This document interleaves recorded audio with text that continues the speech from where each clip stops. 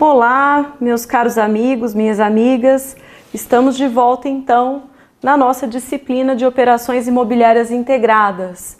Eu sou a professora Ana Paula e continuamos tratando sobre o tema da nossa última aula, que foi sobre as capacidades.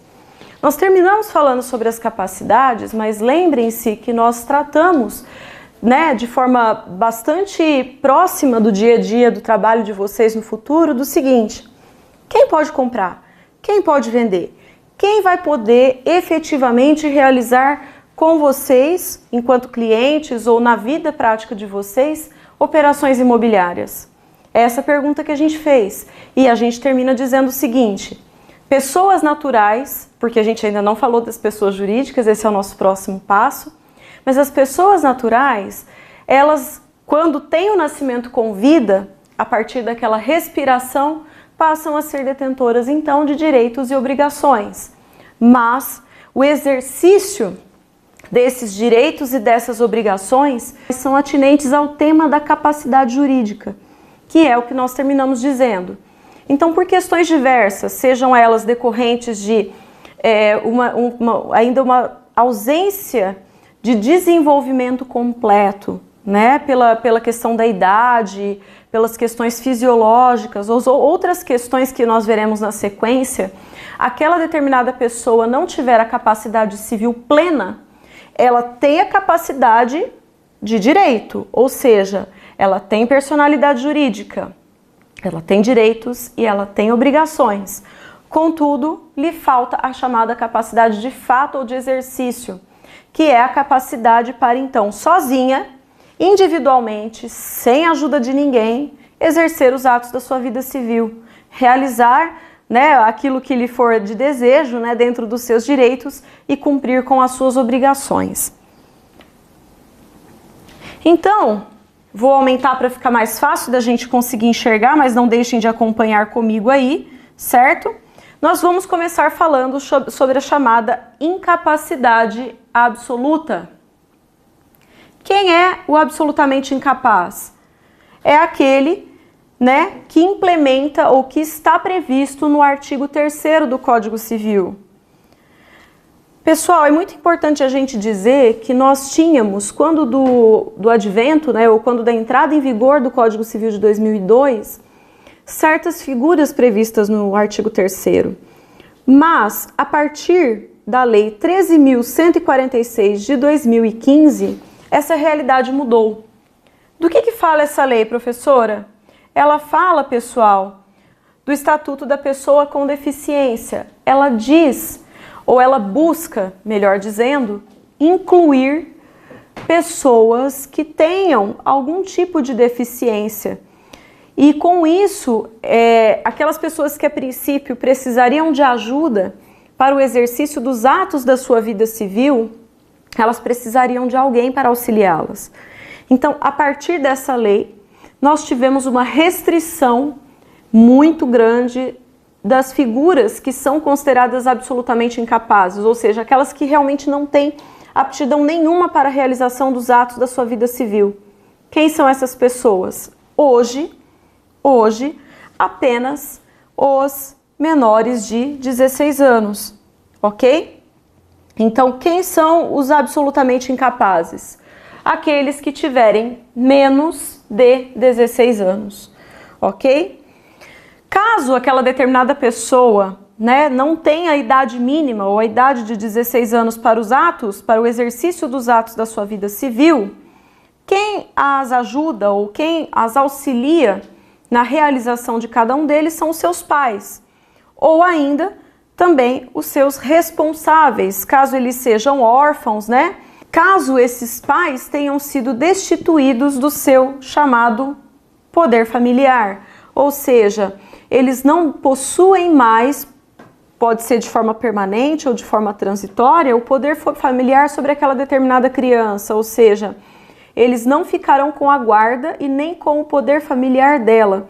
Elas serão encaminhadas para abrigos ou outros familiares próximos para que cuidem daquela criança que é considerada em situação de grande vulnerabilidade, para que então possam se desenvolver e crescer num ambiente saudável. As razões são inúmeras, né? A gente não vai entrar nessa questão, mas se por algum motivo aquela criança ou aquele adolescente não estiver sob a guarda e sob o poder familiar dos seus pais, certamente o poder judiciário, né, encaminhará essa criança para os cuidados e para o poder de alguém, certo?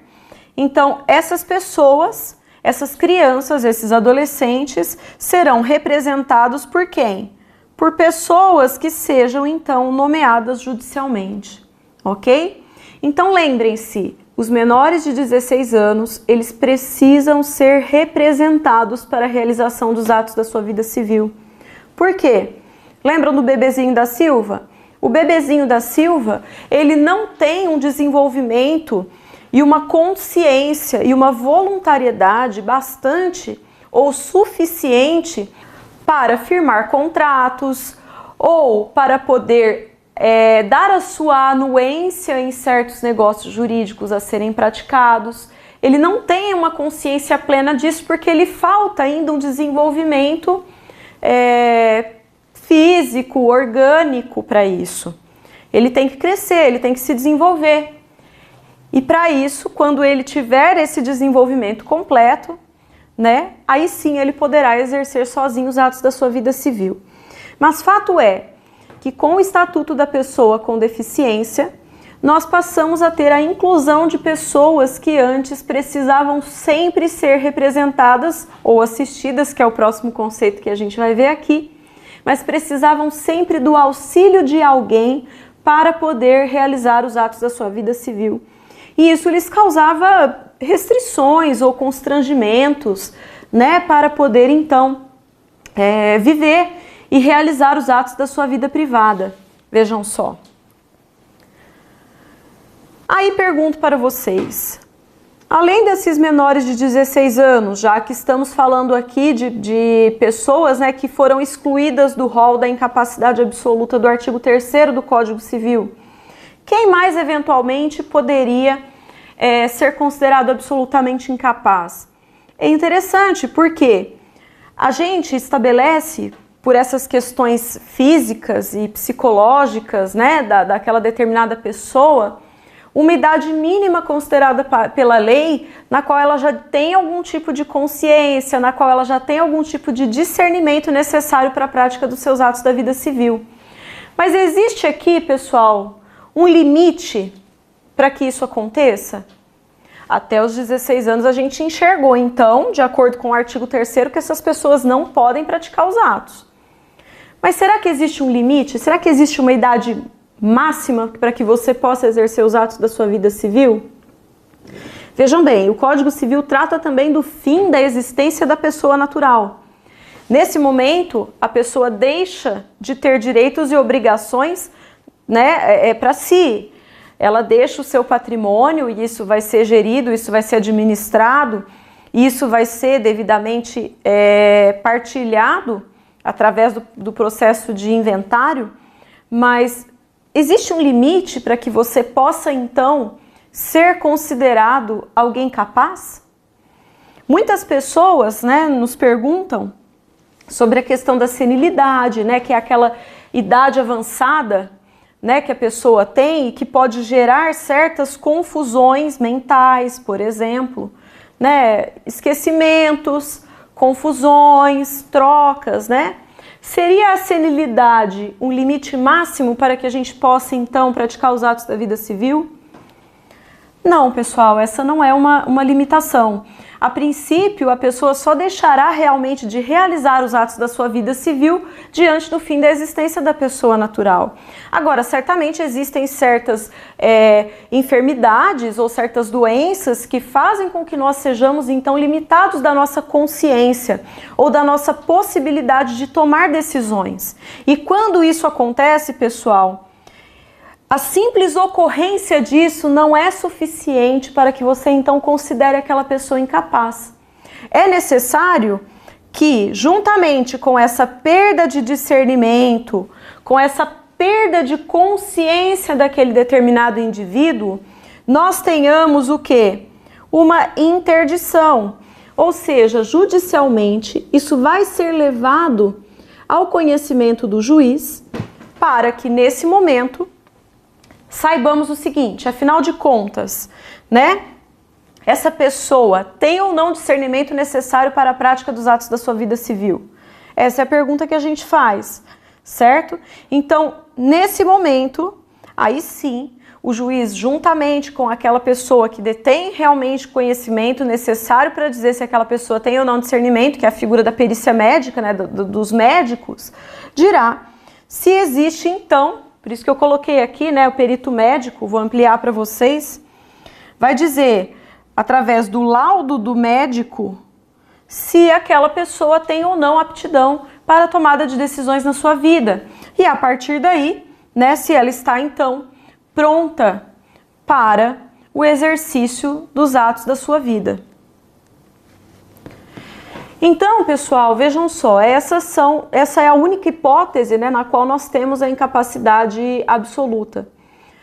Algumas dessas figuras, digamos assim, previstas anteriormente pelo artigo 3º, elas migraram para o artigo 4º do Código Civil.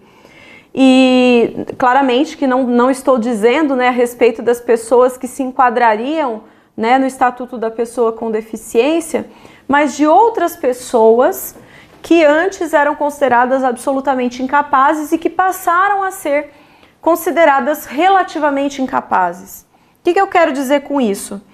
Se a gente está falando de restrições de desenvolvimento ou restrições de discernimento ou consciência para a prática dos atos da vida jurídica, da vida civil daquela pessoa, as pessoas até 16 anos são consideradas, então, inaptas de forma absoluta. Então, para que possam realizar negócios, precisam estar devidamente representadas.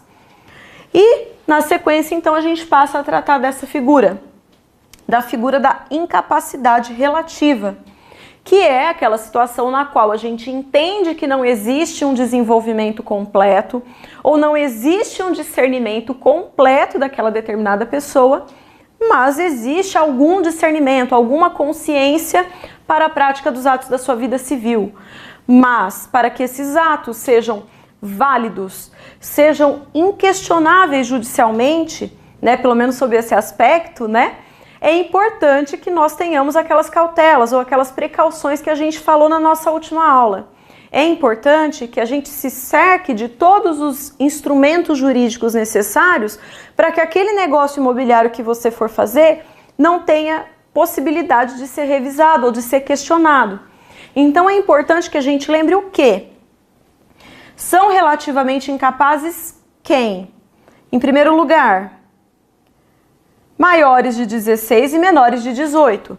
Se as pessoas até 16 anos não têm aptidão para a prática dos atos da vida civil, dos 16 ao 18, ela até tem algum discernimento, mas ela não tem a possibilidade de exercer sozinha de forma inquestionada. Por isso que a gente precisa se cercar de muitas cautelas nesse ponto, ok? Outra figura que também gera dúvidas e que precisa de algum auxílio para a prática dos negócios jurídicos, para a prática das operações imobiliárias que vocês forem firmar. Os chamados ébrios habituais, ou seja, aquelas pessoas que possuem certa dependência de tóxicos, bebidas alcoólicas e coisas do gênero. Então essas pessoas, a depender do grau de intoxicação e dependência, elas não podem realizar sozinhas os atos da sua vida civil. Ou, se realizarem, esses atos estarão sujeitos a possíveis questionamentos, judicialmente falando, e isso não é alguma coisa que a gente deseja, não é alguma coisa que a gente quer, ok? Então é importante que nós tenhamos, né, que nós nos cerquemos de todas as cautelas para verificar se aquele cliente ou se aquela pessoa que está vendendo para nós ou que está locando para nós, ela tem algum tipo de problema de vício ou de dependência química ou de qualquer outro produto, né, ou de qualquer outro entorpecente, ok? Depois nós temos a figura daqueles que, por causa transitória, vejam só, e causa transitória, né, quer dizer que é alguma coisa que vai passar, não é alguma coisa definitiva. Aquelas pessoas tenham amnésia, delírios, coma, embriaguez total, né? Não tô falando dos ébrios habituais, eu tô falando de pessoas que estejam sob coma alcoólico, ok? Mas uma causa transitória, pessoal, que gere naquela determinada pessoa inconsciência. Ou seja, ela está inapta para a tomada de decisões de forma voluntária, inequívoca, sem questionamentos. Ela tem algum tipo de dificuldade nesse ponto, ok? Então, nesse ponto, a gente vai dizer se ela tem ou não um grau necessário mínimo de discernimento para a prática dos atos da vida dela. Então, é importante que vocês, quando forem fazer a sua carteira de clientes, ou quando forem comprar, ou quando forem vender, tenham muito cuidado com as pessoas com as quais vocês forem realizar esses negócios, porque se elas se enquadrarem nessas situações aqui, certamente esse seu negócio vai ser questionado judicialmente, ok? Além das causas transitórias, temos também as chamadas causas permanentes, né? E aqui nós tínhamos essa previsão no artigo 3º anteriormente, tá? Então existe toda uma crítica por parte da doutrina ou dos estudiosos do direito acerca da figura de pessoas que estejam permanentemente inconscientes, sejam por um coma sem qualquer tipo de possibilidade de retorno, né, ou daquela pessoa, ou de um desconhecido retorno daquela pessoa. Então nós temos diversas hipóteses que podem acontecer aqui, tá bom? Então, seja de forma transitória ou seja de forma permanente, ela não pode exprimir a sua vontade. E finalmente a última figura que a gente destaca aqui é a figura dos pródigos. Quem é que não lembra da história do filho pródigo na Bíblia, né? Ou que pelo menos já tenha ouvido falar do filho pródigo, que é aquele filho que recebeu de forma antecipada do seu pai diversos bens e de forma muito desajuizada, né? De forma muito irresponsável, ele sai pela vida, começa a gastar esse dinheiro todo e de repente volta sem nenhum tostão no bolso, arrependido e pedindo perdão para o pai. A figura do pródigo, pessoal, prevista aqui no nosso ordenamento jurídico, é a daquela pessoa que não possui qualquer tipo de limites para gastar. Ela é totalmente descontrolada na sua vida financeira, a ponto de prejudicar a sua própria subsistência e a de sua família. Então, o que a gente tem que lembrar? Atos que demandem, né, dessa pessoa tomar decisões que envolvam o caráter financeiro da sua vida, esses atos precisam estar assistidos. Eles precisam de ajuda por parte de alguém confiável para que sejam então válidos ou que possam então gerar os efeitos desejados para a vida das pessoas, né, envolvidas nessa relação jurídica. Então, por exemplo, emprestar, transigir, né, que significa você fazer uma transação, dar quitação, alienar, hipotecar, demandar ou ser demandado, né, e praticar atos que não sejam de mera administração, né, geram para a figura do pródigo a necessidade de ser devidamente assistido por alguém. E se for para o pródigo se casar, por exemplo, ele precisa estar assistido por alguém? Ele precisa do auxílio de alguém para se casar? Ora, se o casamento, a princípio, não gera questões de ordem financeira para ele ou não geram aspectos financeiros para a sua vida, ele pode, sem problema nenhum, ele não precisa do auxílio de ninguém. Agora, se ele for firmar, por exemplo, um pacto antinupcial que vai descrever os bens ou a forma como os bens antes do casamento estão, a posteriori, né, como vão ficar depois do casamento, aí para isso, como envolve questões de ordem patrimonial, ele precisará estar devidamente assistido, ok? Portanto, agora vem né? Um quadrinho mnemônico para ajudar vocês a lembrarem. Quem são as pessoas relativamente incapazes, sobretudo pós Estatuto da Pessoa com Deficiência? Vejam a fonte, né? Esse aqui é do Colégio Notarial do Brasil, de São Paulo, né? Não foi por mim feito, mas ilustra muito bem isso que a gente está dizendo. Então, quem são as pessoas relativamente incapazes? Os maiores de 16 e menores de 18 anos, os ébrios habituais e viciados em tóxicos, aqueles que por causa transitória ou permanente não puderem exprimir a sua vontade e também pessoas que se revelam capazes de comprometer seu patrimônio ou a sua própria subsistência por gastos de forma imoderada, ok? E além desses tem também uma figura que eu não citei, mas vou colocar agora e tá. Com relação ao índio então, como fica essa questão? Quando é que o índio será considerado incapaz de forma relativa, de acordo com o Código Civil? Essa matéria, ela está prevista pela Lei número 6.001 de 1973. Então, aquele índio ou aquele indígena, né, que vive em comunidade e não foi integrado à comunhão do restante da sociedade, ele será considerado relativamente incapaz e para a realização dos atos da sua vida civil, ele deverá ser assistido pela FUNAI, ou deverá estar sob os cuidados da FUNAI, como eu coloquei aqui para vocês. Muitas pessoas questionam esse dispositivo, eu não vou entrar nessa questão para a gente debater, mas fica aí para reflexão de vocês, caso se deparem as operações imobiliárias, elas ocorram com índios, por exemplo, ok? Então vejam só, turma, nós temos os maiores de 16 e menores de 18, ébrios habituais, aqueles que por causa transitória ou permanente não puderem exprimir sua vontade, a figura dos pródigos, né?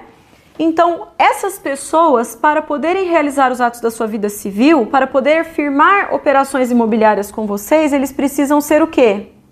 Assistidos. Não sei se vocês conseguem ver aí, mas acompanhem comigo, ok? Eles precisam ser assistidos, esse é o termo jurídico correto. Caso isso não aconteça, diferente do que a gente falou anteriormente, né, que as pessoas absolutamente incapazes necessariamente precisam estar representadas, aqui você gera uma dúvida, você gera um problema para a validade total daquele negócio jurídico praticado, para aquela operação que você deseja fazer, locação, compra e venda, enfim, você tem um problema, você pode ter um questionamento sendo feito. Ok? Então é importante que a gente sempre se cerque de todos os cuidados necessários, verificando os documentos com relação a se aquela pessoa é solteira, se ela é casada, qual é a idade daquela pessoa, se cercar de que sejam documentos válidos, né? Analisar se todos os selos estão ali, se não é um documento falsificado, para que, né, no caso da pessoa estar mentindo a idade. Então é muito importante que vocês sejam muito atentos a isso, no momento de fazer o levantamento dos documentos para as operações imobiliárias.